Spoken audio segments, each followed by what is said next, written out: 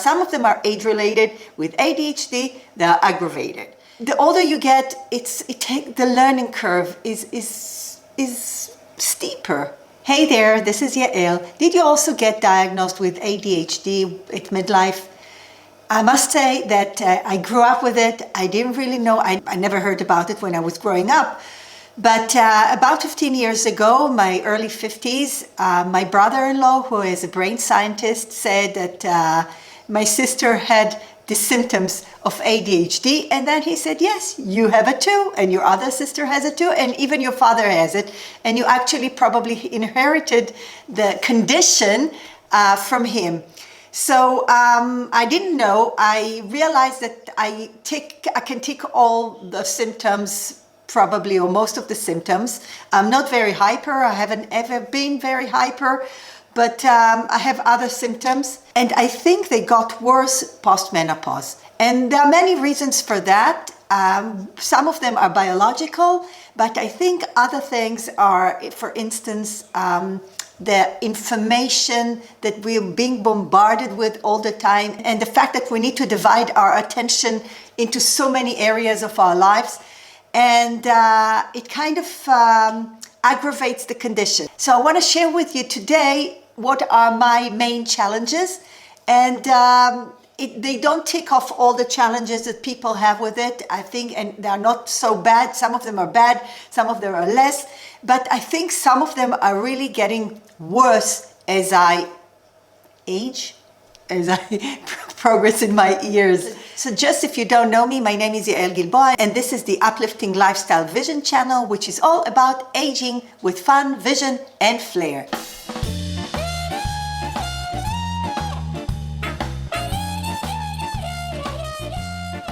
Challenges. I think the main challenge of people as they grow older is memory, or memory loss, or short-term memory. And it's a challenge for most of the people when they get older, but it gets aggravated when you have ADHD.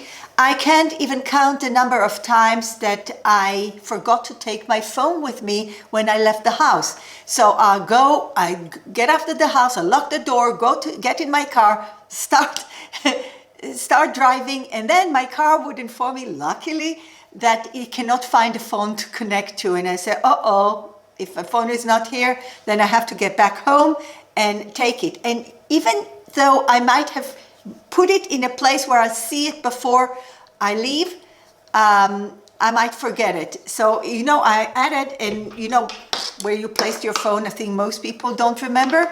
So now I added this string to my phone, and it's not just flat on the surface, but I can see this hanging around, and it makes it easier for me to remember or to see where I put my phone.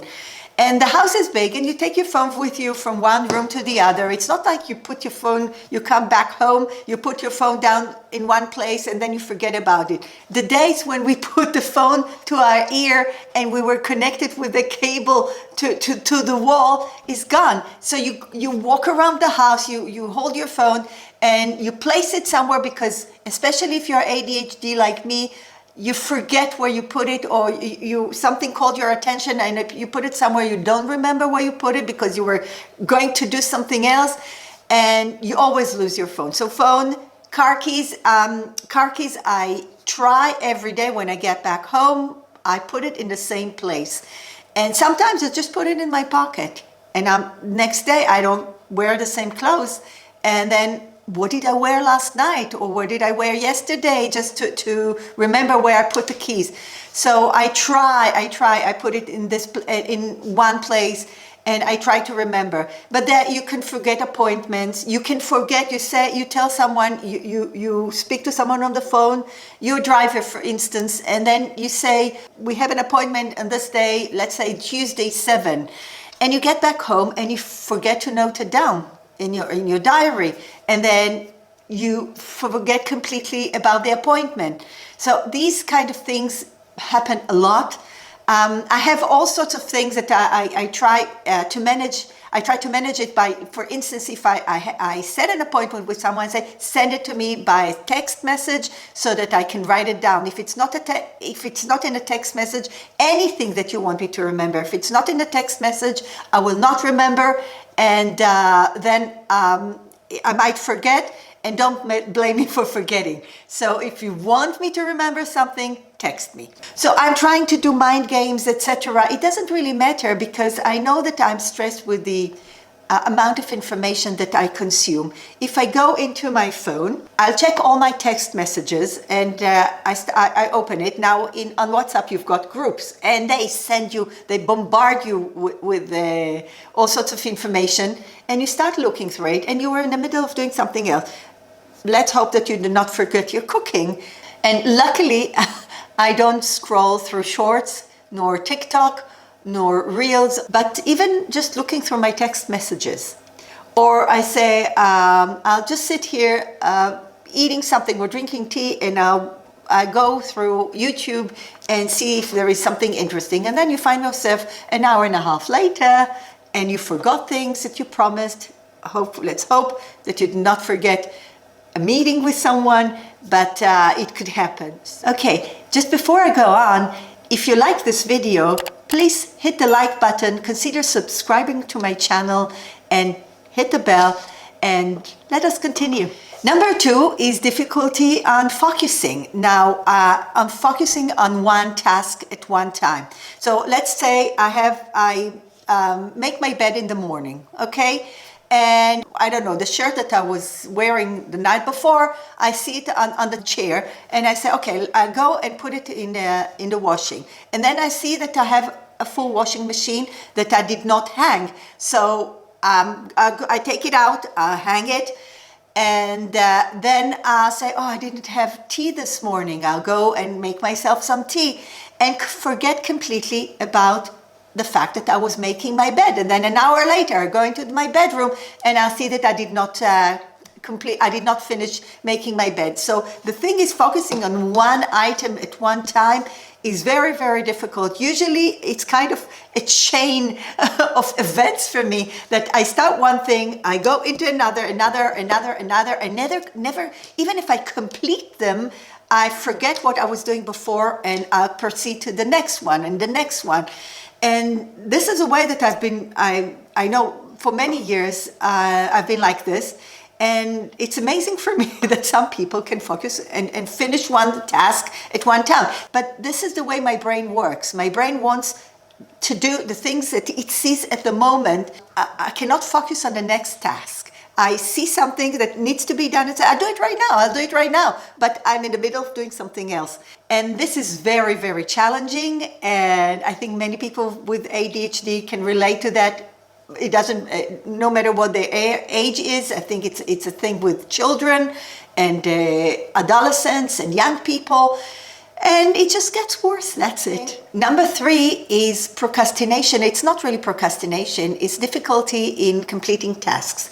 So you see that I'm sitting here and I'm trying to mend a dress that I want to sell. If you watch my other video, my previous video about selling all my belly dance stuff, and in order to sell some of the stuff, I really need to fix it. So I have a whole pile of stuff. Really, I meant to sew and meant to mend, and I put them all on one chair, and I opened this table that I'm working on, and then it sits here for 5 days, and I always forget. I always postpone it because I have something else I want to do. So it's kind of, the procrastination is because I cannot focus on one task at a time. Also, I'm multi-passionate. I think it's a term by Marie Forleo. I have multi-passions. My artistic stuff, I bead and I sew and I paint and anything that has to do with working with my hands. And so the thing is, just to complete a project, it's very difficult for me. Now, sometimes it works, like if I concentrate on beading, but I've got so many unfinished projects because I was working on it and it's almost complete. And it just needs, I don't know, a couple of hours work. And why can't I find those couple of hours to finish it. And I'm very meticulous when I'm working. It's not that I'm sloppy or anything. On the contrary, I want to do it perfectly. But I just setting out the time and doing something and not doing anything else is really something that is very hard for me, especially if I get a phone call in the middle. So if I get a phone call in the middle of doing something, it's very hard for me to get back. It's really, really hard to get back to the task at hand. So it's part of focusing and part of procrastinating things that I haven't finished because I need to focus, and it's very hard for me to find the time frame of focusing on a certain task. Another thing, I don't really suffer from it. It's a challenge mainly for older people, but I think it's also for adolescents. It's time management and setting a certain time. So the problem now with me is that I'm semi-retired and I don't have a structured day, only on the days that I go either to Pilates or dancing in the morning. So if I have appointments in the morning that set the day, at least those get done. But if I need things for myself, it's very fluid, and time management becomes very difficult. At the time that I was working, I'll actually block out times in my diary, and I said, okay, between 9 and 1 p.m. I'm sitting down and I'm editing, or I'm writing, or I'm doing certain tasks. And now, because I'm not really structured, my day kind of flows all the time, and it's a challenge. It's really a big challenge for me. The fifth thing I want to talk about is really how ADHD affects your relationships, because if you forget things, and especially if you forget appointments, even with people that you know, birthdays, even if you remember the night before, say, oh, tomorrow is her birthday, I'll write to her, I'll do something. And if you don't make a note that reminds you, a reminder that in the morning to call someone, to say congratulations, or for anything else, if somebody asks you for something and you don't put down a reminder for yourself, many times you just forget. And if you forget, it is a strain of a relationship, because people expect you to remember if you promised. So especially if you're a person that if you promise, you need to stand up to it. And if I make a promise to do something, and I don't, people always use the term or the expression "I'll try" because they don't want to promise. But people expect, even if you say "I'll try," people expect you to do it. And if you fail them, this is really, it's an embarrassment. So many people in my age, and it's with the ADHD, it gets worse. People forget anyway. It's 60s, 70s, 80s. So really, people who know you, the people you're close to, they have to understand you tend to forget, and not find it such a big deal reminding you. So if you are a person who lives with someone with ADHD, just remind them. It's okay to remind. I'm just reminding you that it's okay to remind, especially if the person asks you to. So I need reminders from time to time, and it's okay. I have reminders on my phone when I have to leave, and really all sorts of reminders, just that I remember to do things. Even to water, I have reminders now twice a week, maybe it will be 3 times a week, to water the plants, because I tend to forget. And the worst thing, I tend to forget the reminders. If I didn't do it on the spot, I just disregard it completely. Okay, and one last issue is the overwhelm with technology. Now, we get hundreds of apps. I don't know, how many apps do you have on your phone? But if I scroll through mine, and I already put them in categories, and I just go and go and go and go and go and go and go. So some of them are in folders, some of them are not. I probably have here 200 apps. I don't know. No, I exaggerate. Okay, 100 apps, over 100 apps. But I'm using consistently 10 to 15, maybe 20. What are all the others doing here? Now, why don't you use them? Because there is a learning curve, and you're not up to learning each one of them, and if you haven't used them for a while, you forget. I'm an editor. I edit videos. Not to mention my cameras. If I haven't touched the camera, and there is one here, very, very current, that I bought a new mic for my vlogging camera, and I forgot the mic needs a battery, and I set it up and it didn't work, and I was trying to record something and it didn't work, and I said, okay, I'll do it without the mic. The sound will not be very good, but never mind. And only today, when I was setting up the camera again for this video, I said, I'm going to go through YouTube and see how to work this. And then I realized there is a battery inside, and I've completely forgotten about it. So it's not a hot shoe. I don't get power from the camera. I need to put a battery inside the actual mic. And so this is something that's overwhelmed with tech. Not to mention, if they do an upgrade to my editing software, what am I going to do? I mean, sometimes the upgrade completely changes the interface, and you sit there and you say, what am I doing now? Because I'm so used to working in a certain way, and now I have to learn it.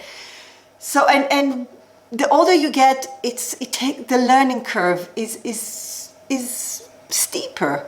Not steeper, and actually slower, or whatever. So this is one that is really a challenge, especially with ADHD. All these things some of them are age-related. With ADHD, they're aggravated. So this is it. These are my challenges. Do you also have ADHD? Were you diagnosed in your childhood or maybe in your adulthood? What are you doing about it? Do you have any tools that you implement in your life to deal with the challenges? I'd love to read your comments about it. And if you haven't subscribed yet, please subscribe to my channel, hit the like, hit the bell, and I'll see you in the next video.